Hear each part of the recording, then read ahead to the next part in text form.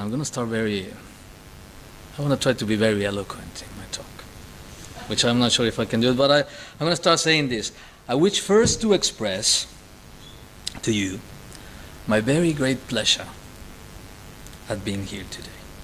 I was reflecting about these words this morning, and I was thinking, why do I feel pleasure? Or what do I really feel? What do I really want? Why I like to be here? Do I want to share something? Do I know something? I don't know. And suddenly I make a list, and suddenly I get 2 points. The first one was this. I know you've been hearing this, but we are on retreat. And I love to be in a retreat. I really love it, and it's kind of like I don't know, my favorite thing I can say. So, and also being with you, with such a beautiful people, and so I tried to remember what was the first time I went to a retreat. And as you notice, I'm not British. My accent, I don't speak good English. I don't know. Anyway, so I'm from Mexico, and I remember almost 17 years ago, I went to this place. I don't know if you have been in Mexico City. There's a beautiful, beautiful district called, kind of like a district, a colony called La Roma, it used to be quite aristocratic 100 years ago. That beautiful kind of French buildings around it. And in the middle of there's a beautiful building where the Buddhist center is. And I remember I was quite sarcastic. I just went in there. And I was impressed about the building. Upekshimati, the older member who brought the movement to Mexico, he did a great job. It was beautiful. There was lovely rooms around, lots of beautiful paintings of the Buddha. It was really kind of inspire you to want to be in a class there, to want to be in those rooms just debating or talking about what Buddhism is. It was really, really lovely. So of course I booked myself a couple of classes. I went to study group. I remember I felt very Buddhist because I don't know, back in those days, I don't know if you remember, there was that movie The Matrix, and with Keanu Reeves, and also Keanu Reeves did Little Buddha. I don't know if you remember that movie. He was the Buddha as well. So I felt very Keanu Reeves, you know. I remember walking into the center like, hello, yes, of course, I know Buddhism. I know the Four Noble Truths. You don't need to teach me nothing. Just let me be here. And let me be inspired. And also let me explain you something to you. And I remember they were like, what are you going to explain it to me? I don't know, but let me say something. Anyway, so I felt so comfortable and something. Until one day, I remember I was reading a book by Sangharakshita, who's I'm really inspired and really happy that we're very near. He's in the retreat center here. And he was saying that Buddhism, my teacher Sangharakshita said, Buddhism had to transform every aspect of your life. And not only be this theoretical understanding. Buddhism is not a hobby. I don't know why I realized. I say, am I a Buddhist? It's just a hobby. It's like a spiritual spa that I go every 6 months or every 3 months. So I went and talked with Upekshimati, and I say, he's a good friend. So I said, what should I do? Because I do everything. I go to study groups. In fact, I did the festival in Wasa, the celebration of Buddha, and I was the Buddha. They asked me to be the Buddha. So I did everything. The only thing I didn't know is retreats. I didn't want to go retreats. And I remember Upekshimati said, well, book yourself in those long week retreats. And I say, no, sorry, retreats is not for me. First, I don't know the people. Second, the sleeping arrangement, I don't even know what's going on there. I don't like it. And also, just being there back in those days, there wasn't much the culture of the phone, but we did have phones. So, not using my phone, sorry, I don't like it. Try to do it, he said. Okay, I took my car. I remember it was Friday night, and the retreat they used to do, I'm not sure if they're still doing that, but they used to hire this place, the Benedictine monastery. It was quite dark and spooky. It was even, I don't know, it was kind of like gothic or something. Well, I don't know. It was. That's how I saw it, So I went in my car. It was night. I didn't know anyone. Even I didn't know the other member well, so I didn't know where I was. I just arrived into my car. I remember the first thing I did before I went out of my car. I took the mirror. I took it there. I saw my face. Of course, I practiced my Keanu Reeves face. And of course, I just get out of the car and I just start walking slowly, because I was thinking, okay, I want people to think that I'm a good Buddhist. In fact, that I'm a great Buddhist, which I wasn't, of course. So I went there, And the monastery or the place was completely dark, and at the end there was kind of like this group of people.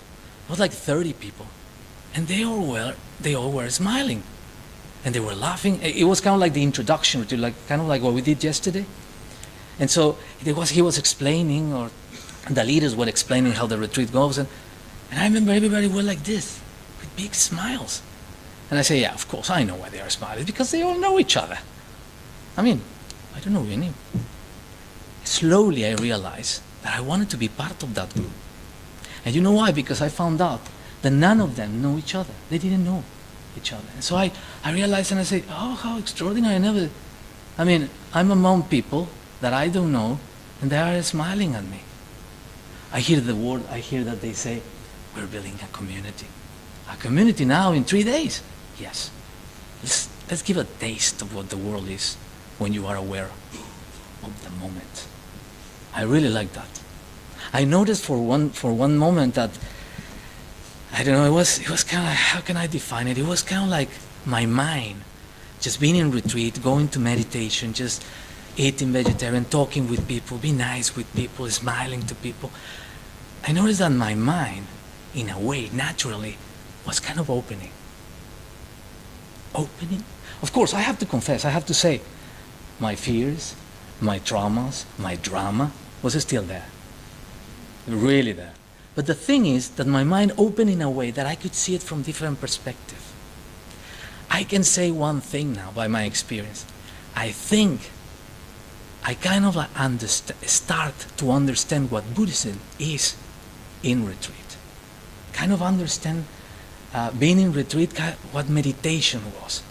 So it was quite powerful event. It was only 3 days, and I definitely don't forget that. So that's kind of the first thing. Being in retreat make me remember those days of my first retreat, and that's quite powerful. And the second thing that is quite pleasurable to be here with you is talking about what Machavandhu was saying about the story. Yeah, story. I know that, well, for me, I have to confess, I'm a little bit Latin emotional, like this. So, yeah, I have to confess, I try to be very calm and relaxed, but no, I'm really intense. Come on.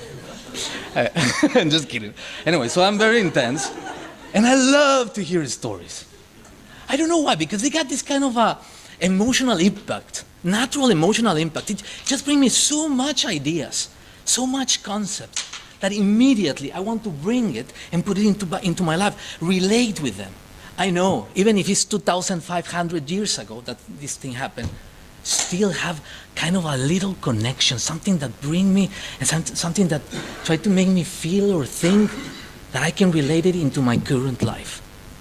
And also, I have to tell you that I'm very lucky and fortunate because I got to talk about the first years of the Buddha. Which, I'm not going to talk about the Buddha, I'm going to talk about Siddhartha Gautama. And I really love that. So, that's why I'm very happy to be here. Those two things. Being in retreat and talking about the stories. So, the Buddha. The beginning. Siddhartha Gautama. Okay, I'm going to start with my very, very nice voice. No, I'm just kidding. I'm just going to be normal. I'm going to be normal. I'm going to be very serious. No, it's this. Siddhartha Gautama was born in ancient India. Why I say ancient India? Because he was born in a place called Lumbini, which right now will be Nepal. So it's in the north of India, just below the Himalayas.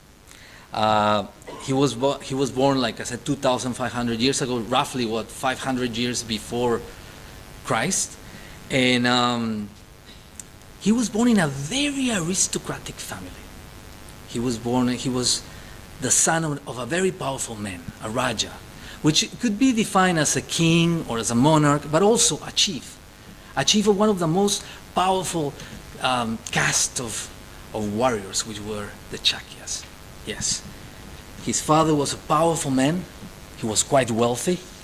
And interesting enough, when Siddhartha was born, when he presented to the people, and there was a strong prediction. They predict when they see the baby, when they saw the baby, they predict that he is going to be a great king. And also, he's going to be a great holy man. Or a holy man. A great king or a holy man. So I can imagine the father erasing automatically that holy man thing and just focus on the great king. Because that's what he wanted. The father, a powerful man, a powerful king, he wanted his son to follow his step. He wanted to see his son shining as a king. That was his perception of his father. And something sad happened. Around 7 days after his birth, his mom died, his mother died, but his sister mother took on and attend to his upbringing. The mother sister became the stepmother, and so that's how it started. There's not much, things to say about his first years, about his childhood. But there's a story that I really connect with, and I perfectly remember the first time I hear it, and it really resonated. And it's about a tree. It's about the rose apple tree. The story goes like this. One of the duties of the Raja, of the king, was to lead the whole festival of the plowing festival, where the seed go into the ground after the rainy season, when the soil is steady, is firm. The Raja, the king, his duty was to just lead that festival. So he took Siddhartha, and Siddhartha was about 7 years, and he took it to the festival, and he just placed him under the shade of a tree, of a rose apple tree. The young Siddhartha was there, and the story goes, which is really interesting, the way the Buddha later he explained it, and he said that the boy was sitting there in this cool shade, and suddenly, spontaneously, he get a state of tranquility. It's interesting the way the Buddha described this incident, because he defined it like this. He go, okay, there's this state of tranquility became gladness. The little kid, imagine a little kid, 6-year-old, 7-year-old, glad, observing his father, leading the ceremony in this beautiful under this beautiful tree. That gladness, from that gladness, arise something beautiful, which is pure joy in this little boy. And then after that, the body became so tranquil. Happiness arise. Siddhartha, at 7-year-old, 6-year-old, became concentrated. Okay, what in this experience, what Siddhartha, I got inspired reading this, is he tasted for a new kind of awareness. Siddhartha could see that it is possible. It is possible to have pleasure without hankering, without longing, without yearning, without craving for something. Just for it. That moment. Awareness. That was beautiful the first time I read it. And also make me think a lot about, just to reflect of the more we want, the more we less experience. So another beautiful thing from that little story is that the shade of the tree didn't move for the whole day. Like if when you are in that kind of a state, time dissolves. You are just there. Direct experience there. So Siddhartha grows. He became, like I said, very privileged, sheltered life, always surrounded by entertainment, dancing girls. Can you imagine? Can you picture those big palaces? Indian palaces with pounds, with different color lotus, and the best food, the best clothing, the best sandalwood to his body. He was in the top of the top. He was high life, pure. I don't know what I pictured that time is. He was just living the best life ever. And also, not only that, he was married as well at 16, as the tradition goes, with a beautiful princess, a really beautiful princess. He became also a great horseman. He became a great archer. He was kind of like very capable of winning everything. The story goes that Siddhartha, before he was enlightened, he was very quick. He see things and he go boom directly. He was tough. He was good, but he knew. But he was living this high life. That's the way. In fact, what was behind this? It was, of course, his father. Because his father, what he wanted is to chill the life of Siddhartha with all this pleasure, with all this beauty, with all these healthy people around, these beautiful people around, young people around, colorful people around. Everything was sheltered, just protecting for what? Because his father didn't want Siddhartha to suffer. In fact, there's a story which is quite interesting that Siddhartha used to follow the spring. He used to have 3 castles. Imagine that. He used to have a castle for winter, a castle for the rainy season, a castle for the summer. He was always protected, always protected. I must confess that talking about this and reflecting about this, and the first time I hear it, it brings me back a little bit about my life story. You see, I'm from Mexico. I was born in Baja California, which is the corner, the peninsula in Mexico, and my father he was a great lawyer, and he was a great solicitor. Well, it would be kind of like what in England will be a barrister. He was really firm, he was disciplined, he was very respectful, and I remember, of course, I became a lawyer myself. I became a solicitor as well, and I remember when I went to work in his firm, I remember the way he kind of like gave me instructions of how to act in the courthouse. I know there's some lawyers around, and you know that there's a special culture that you have to work in a way, you have to talk, you have to know, all these things. And I perfectly remember saying like, come on, Dad, leave me alone. I felt that he wanted to protect me as well. I felt that he wanted to protect me. He didn't want me to suffer the same things he suffered when he was a lawyer back in Mexico in the 1970s. He was protecting me as well. I don't know, when I read this, I kind of rejoice in the merit of parents, of how they take care of their children and try to protect it and try to prevent any kind of suffer. But it's not possible at all. We always have to do it, and we have to experience. And I think that's what happened with Siddhartha as well. Siddhartha he became a father. So he had the wife, he got the child, he had everything what anyone can expect. But there was a dark cloud on Siddhartha by that time. He was bored. He was bored. Have you feel it? Do you remember when you feel that, when you fancy something, that when you really want something, and then the next day you don't want it? Can you imagine that feeling after having all these beautiful things around him? He was bored. He didn't know what to do. But so he got an idea. He thought, okay, what is the next thing I can do? What can I do? I'm going to see the world. That's what Siddhartha thought. And he secretly went to his charioteer, which could be his chauffeur perhaps, and he said to him, hey, I want to see the world. And of course the chauffeur said, you know what he said? Oh no, sir, my lord, your father will be very angry with me. And I said, no, we are not going to tell him. Okay. But of course the father was quite intelligent, he knew about this conversation. So without telling Siddhartha, what he did is he prepared the route that Siddhartha was about to go with his charioteer. How he prepared it? He put beautiful people around, like kind of like when the royals comes and visit a town or something, he put people very happy, smiling, healthy, colorful, everything was beautiful. Everything was ready. Siddhartha didn't know that. So he came into his chariot, all this.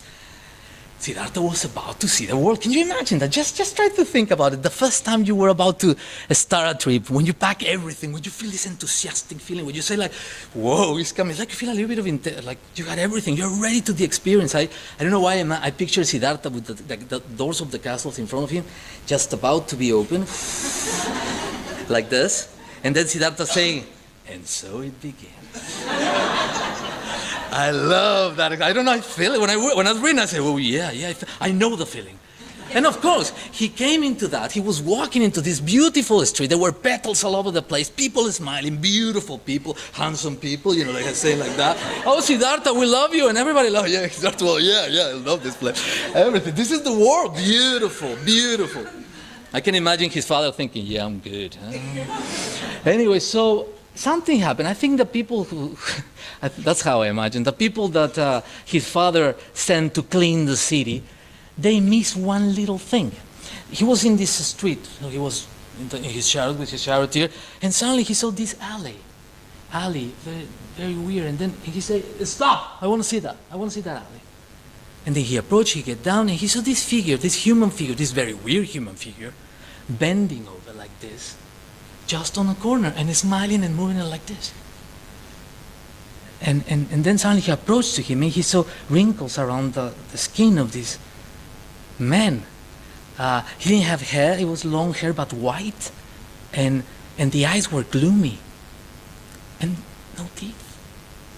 Immediately Siddhartha saw the thing, and for the first time he was confronting this thing, and then he talked to his charioteer and said, what's that? Well, that's an old man, my lord. An old man. And why he is like that? Old age destroy memory, destroy strength, destroyed youth. And then the question is, am I going to get old too? Yes, my lord, we all get old. Siddhartha was confronting for the first time an old man. Siddhartha, for a moment, he thought, I can imagine thinking like this, what the use of this vitality, of this youth I feel if I'm gonna end like that? He took the charioteer and they went back to the palace. It wasn't, I think it wasn't a nice night. I don't know, I think he might, all the enthusiasm, all the excitement was a little bit, gone or something. But then he gave another chance. The next day he went out. He wasn't so smiley. Of course, it was the same thing. They opened the doors, there were people, everything beautiful, the petals, everything around. I think the people from the king really did their job, because there wasn't any alley, any place dark that Siddhartha would be attracted to. It was everything beautiful there. But suddenly there was another thing. It was an open window, I can imagine, something like a window or something, when he saw three little images in there. Siddhartha, of course, said, stop. And suddenly he said, come on. And they went inside. The first thing they saw is somebody crying, yelling, strongly. Another person perhaps was vomiting, or another person was shaking with fever. Of course, he'd have to say, what's that? What is it? Why? She's crying. Because she's in pain, my lord. Pain. Yeah. Am I going to be sick too? Yeah, we all get sick. I can imagine Siddhartha by that moment reflecting about how fragile we are. Even if we are young, if we're happy, if we feel strong, we are so fragile. We can be sick anytime. Siddhartha went back to the palace. He wasn't so happy perhaps, but then he given another chance. Again they went out. There was no alleys, no windows, the street the same, beautiful people, the same thing. But there was something interesting, I can imagine. It was smoke on the sky.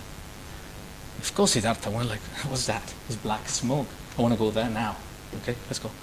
So they went there. It was a funeral. It was a cremation ground. There was a dead person in there. Can you imagine? It was the first time Siddhartha saw somebody dead. It was the first time that Siddhartha tasted the sadness when you lost somebody. When people around him crying with so much deep suffering in it. Siddhartha, for a moment, he felt so bad. And he felt and said, and perhaps I imagine he said, I see in my future, I'll die. Yes, my lord. My son will die. Yeah. My father will die. Everyone will die. I can imagine Siddhartha going back to the castle. All his excitement, all his, emotion was very low. It was existential crisis perhaps, thinking of what to do, thinking about the pain he saw with the sick man, thinking about the old man, thinking about the dead man. But he gave him the last try, a last round. Let's go out again. Of course, I can imagine Siddhartha by this time with no smile at all, just thinking and reflecting and saying, oh, what am I going to find out now? Another dreadful situation? What? It's interesting, it wasn't any dreadful situation. He didn't find nothing by that moment. He just drive, there was the market, he stopped in the market, he started walking, observing all these happy people, beautiful people walking. But something very interesting happened. In the middle of the crowd, there was a man walking towards him. A very strange man, because he wasn't smiling, he wasn't intense. He was walking first slowly. He was just walking slowly, with a smile. He was very oddly dressed, with a rag, with a yellow rag, holding kind of a basil or a bowl, and no hair. But his eyes was telling something different to Siddhartha. It was something that for the first time he felt, after feeling all this dreadful, obscure, all this horrible feeling, he felt, he saw, he sensed a little bit of peace and calm. He thought, there is possibility. There is a way. I think Siddhartha by this time, by this holy man, he was inspired in a way. In the middle of all these horrible stories, horrible things that he saw, he got this possibility of seeing a man. He asked for his charioteer and said, who is him? And the charioteer answered, he's a holy man. He gave up all obligations. He doesn't have any social or political obligation at all. But what does he do? His only aim is seeking the truth. I can also imagine Siddhartha listening to those words, thinking, oh, I'm going to talk to him. I'm going to ask thousands of questions. I'm just going to go. But the minute he tried to find him, he was gone, like magic. He went back to the castle. And yes, I reflect a lot about this moment, about how Siddhartha would have felt by that moment, about all this sadness, all this sickness and things. According to the Buddhist scriptures, what we just talked about it, is called the four sights. The four sights. And these four sights, if we study, if we explore them, they can crystallize a fundamental teachings. They crystallize fundamental teaching of Buddhism, and cast very big deal of light in how Siddhartha's early spiritual life developed. So we can see in a way that is quite easy to relate on all those different things. We can easily. And also we can even reflect on these sides. Like the first three sides, for example, if you see the old man, the sick man, and the dead man, we can talk about a little bit like a spiritual death. And the holy man is like a spiritual rebirth. But yes, we can relate easily to all of this. We can relate easily to the old. We also, I don't know if it happened to you, but you've been noticed that, and I've been noticed that in my life. Of course, I wasn't aware much about old people around me when I was little, because everything was so happy. Even I saw my grandfather or grandmother, but I didn't have the connection directly to think they are getting old, they are suffering. Now I'm feeling the feeling of being old, when you can't see well, when you're not so more as a gazelle, you're more slow, you walk slow, and something happened. I started to be in contact with that, and it got a great deal of suffering in it. Also sickness. Can you remember the first time you were in front of that effect of sickness that just stopped the future and just think, this is bad? Even a little flu that you think, oh, I'm going to die, And the other thing is death. I have a very close friend, I live in a community, and one of my closest friends, he was telling me that he was talking with some people about just sharing experience about how we about losing people we love. And some people, I mean, have never been in touch with death directly. They haven't lost anyone.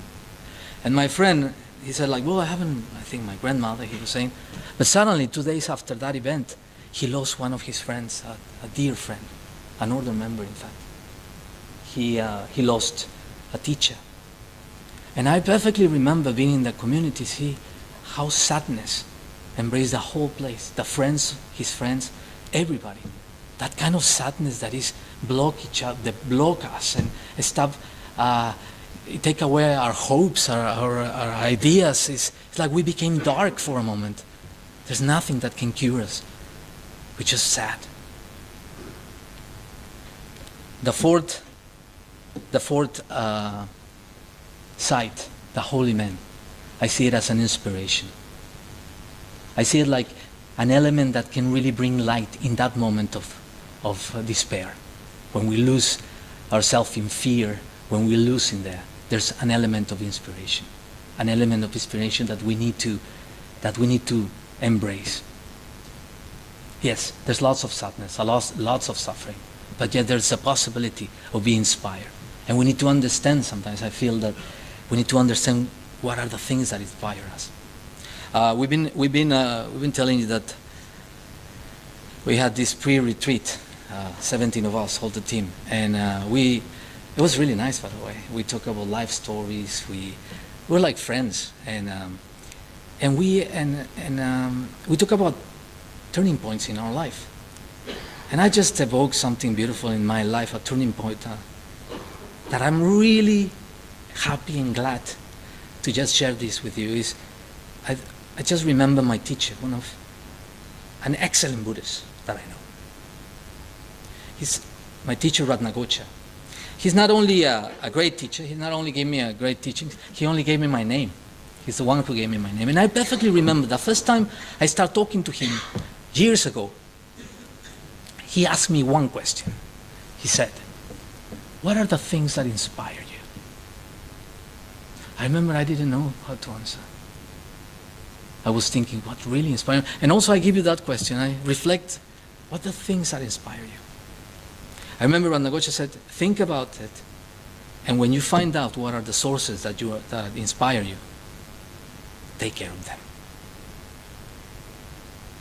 I was reflecting a lot about that moment, about in terms of that. And also it can really be an element of reflection here in retreat. I notice that sometimes in retreat, okay, there's not also always this beautiful moment, I feel bliss and I meditate and so on. No, my back hurts, I'm really grumpy, I don't like it, and I don't feel good, and I got so much trauma. You should know my story. It's really sad, you know. Sometimes it goes like that. But also, sometimes, in my case, I'm not aware of beautiful little elements that can inspire me. Like, for example, a subtle encouragement, a kind gesture, you know, an offering of comfort. Those little things on retreat, I had felt, I really can say that they were like little light in my misery, in my darkness, that made me forget for a moment, for just an instant, that my life was horrible and dreadful.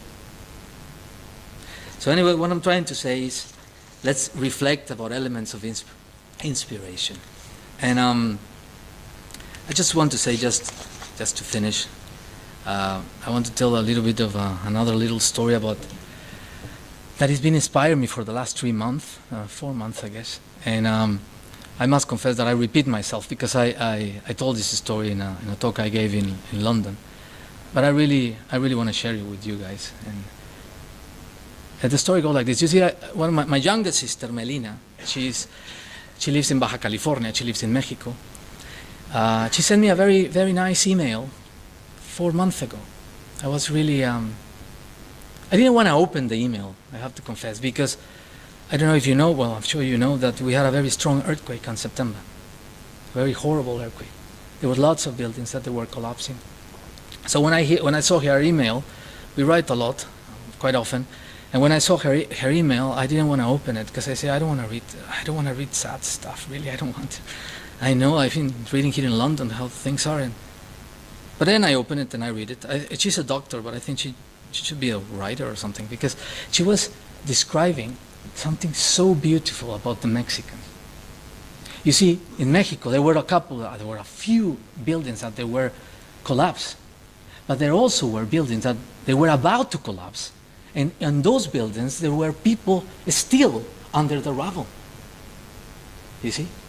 And of course, there were very kind countries that come to help us, or to help the Mexican government. A lot of people with expertise in terms of health and safety, of not letting people go inside those buildings because it can collapse.